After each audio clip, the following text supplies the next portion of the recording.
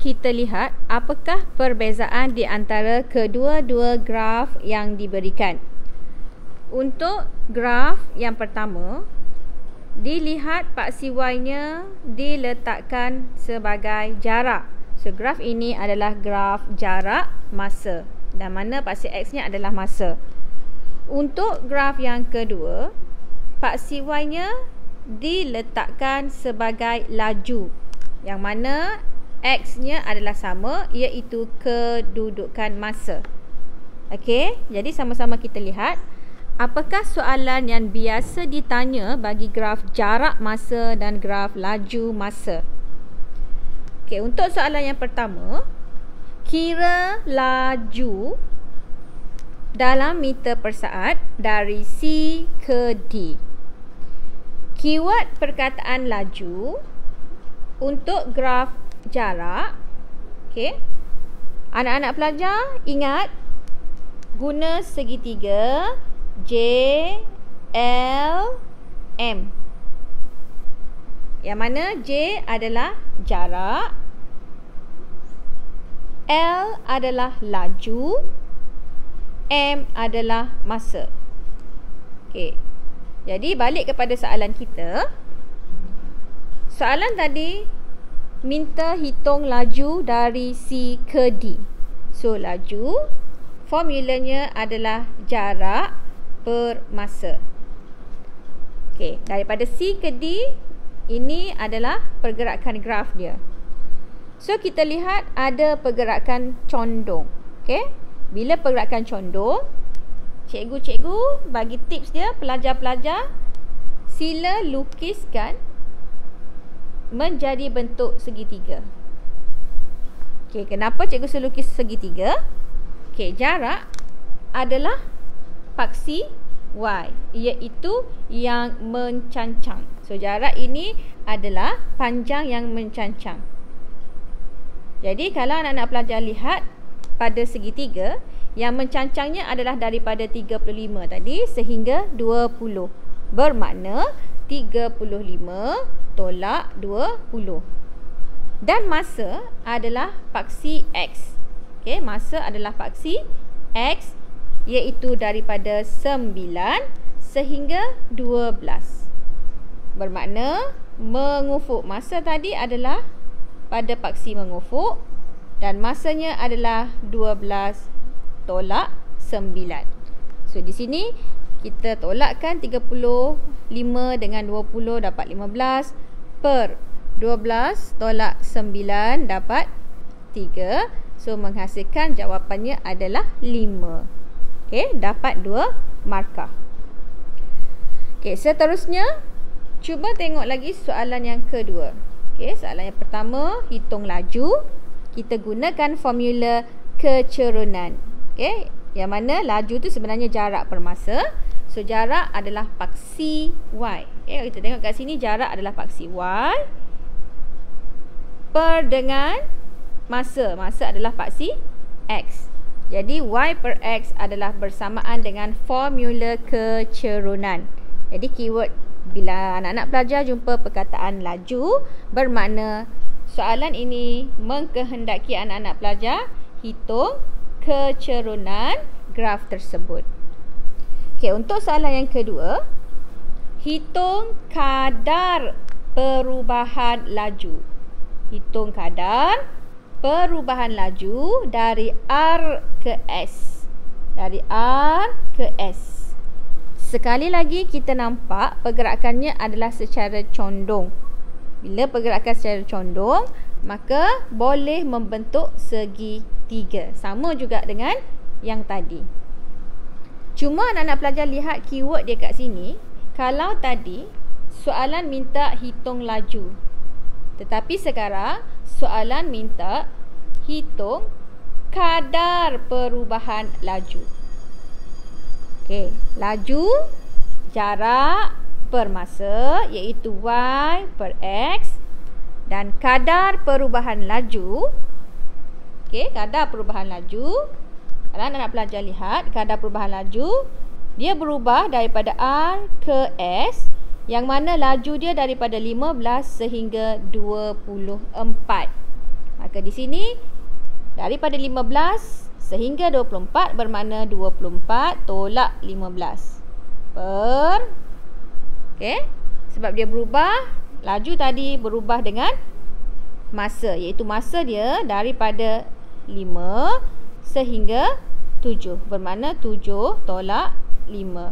So dapatlah jawapan dia 9/2. Okey. Jadi kalau anda nak belajar lihat dari segi laju tadi, formula dia jarak per masa. Jarak adalah mencancang per dengan mengufuk, iaitu y per x adalah bersamaan dengan kecerunan. Yang kedua, anak-anak pelajar lihat untuk hitung perubahan laju. Okey. Untuk menghitung perubahan laju tadi, juga cikgu gunakan formula Y2 tolak dengan Y1, iaitu 15 tadi sebagai Y1, 24 ni adalah sebagai Y2. Bermakna 24 tolak dengan 15 bahagi dengan masa tadi sebagai 5x1 dan 7x2. Bermakna 7 tolak 5. So jawapannya adalah 9/2. So di sini anak-anak pelajar juga lihat bahawasanya perubahan laju juga adalah menggunakan formula kecerunan.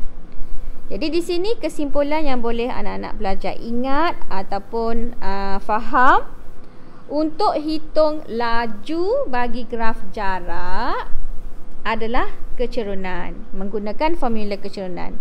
Dan bagi menghitung kadar perubahan laju untuk graf laju, juga anak-anak pelajar boleh guna formula kecerunan. Cuma dari segi istilah sahaja yang berbeza. Tetapi untuk hitung laju dan kadar perubahan laju, kita menggunakan formula kecerunan. Untuk soalan yang seterusnya, okey, soalan yang ketiga, hitung laju purata. Okey, hitung laju purata bagi zarah P untuk keseluruhan perjalanan. Maksudnya keseluruhan perjalanan adalah kesemua sekali pergerakan tadi. So kalau laju tadi, kita menggunakan formula jarak per masa. Bila soalan mengkehendaki purata laju bermaksud jumlah jarak per dengan jumlah masa. Jadi di sini kita boleh lihat jumlah jarak pergerakan zarah bagi P. Daripada 0 dia bergerak sehingga 20. Dan daripada 20 dia bergerak lagi sehingga 35. So jumlah jarak pergerakannya adalah 35. Tetapi daripada D dia kembali ke E. Yang mana daripada D 35 tadi dia kembali sehingga 0. So jarak yang 35 tadi sekali lagi ditambah dengan 35 menjadikan jumlah jarak adalah 70. Dan jumlah masanya adalah 0 sehingga 15. Masanya adalah 15. So kita boleh hitungkan dan dapatkan jawapannya. Okey. Seterusnya, untuk menghitung soalan yang ketiga, yang keempat, hitung laju purata juga. Okey, kalau tadi nak laju purata tetapi bagi graf jarak. Sekarang nak laju purata juga tapi bagi graf laju. Okey, hitung laju purata bagi zarah Q, yang mana zarah Q adalah zarah laju masa. Okey, untuk hitung laju purata bagi zarah Q untuk tempoh 5 saat terakhir. So, yang pertama, kenal pasti manakah graf 5 saat terakhir. So, kita lihat balik pada graf laju masa. 5 saat terakhir adalah pada kedudukan R ke S dan S ke T. Okey. So, kita lihat bentuknya ada dua. Yang pertama bentuk trapezium, yang kedua bentuk segitiga. Okey. Anak-anak pelajar kena faham untuk graf laju. Okey, bila diminta purata laju, formula purata laju tadi masih sama, iaitu purata laju adalah jumlah jarak per jumlah masa. Kalau graf jarak, untuk hitung jumlah jarak, pelajar cuma menambah jarak yang dilalui oleh Zarah tadi. Tetapi kalau graf laju, untuk hitung jarak, anak-anak pelajar kena ingat, untuk graf laju, untuk kira jarak, anak-anak mesti hitung luas rajah. So, keyword kat sini, jarak adalah luas rajah. Okay, bagi graf laju, apabila soalan mengkehendaki jarak, so anak-anak kena hitung luas rajah tadi. Adakah bentuknya segi 4, ataupun bentuknya segi 3, ataupun bentuknya trapezium. Okey, sekarang kita nak hitung purata laju. So, jumlah jarak bagi graf laju bermakna luas. Okey, sekarang soalan yang keempat, purata laju adalah jumlah jarak per dengan jumlah masa. Jadi jumlah jarak ni mewakili luas. So sekarang kita nampak luas kat sini adalah luas trapezium. So masukkan formula trapezium, 1/2 darab hasil tambah garisan selari. So garisan selari dia kat sini iaitu 15 ditambah dengan 24. So 15 ditambah dengan 24 dapat 39 didarab dengan tinggi dia. So tinggi dia daripada 5 sehingga 7, maka jawapannya dapat 2. Kemudian ditambah dengan satu lagi bentuk, iaitu bentuk segitiga. Okey, yang mana bentuk segitiga adalah 1/2 darab tapak, iaitu tapaknya adalah daripada 7 sehingga 10, bermakna 3, 10 tolak 7, dan didarab dengan tinggi, iaitu tingginya adalah 24. Yang mana jumlah jarak tadi ditambah, jika anak-anak pelajar nak tekan kalkulator, sila buat kurungan. Okay, kurungan 1/2 darab 39 darab 2 tambah 1/2 darab 3 darab 24, tutup kurungan, bahagi per dengan jumlah masa. Yang mana jumlah masa tadi dia hanya nak 5 saat terakhir. Bermaksud masanya hanya 5 saat terakhir sahaja.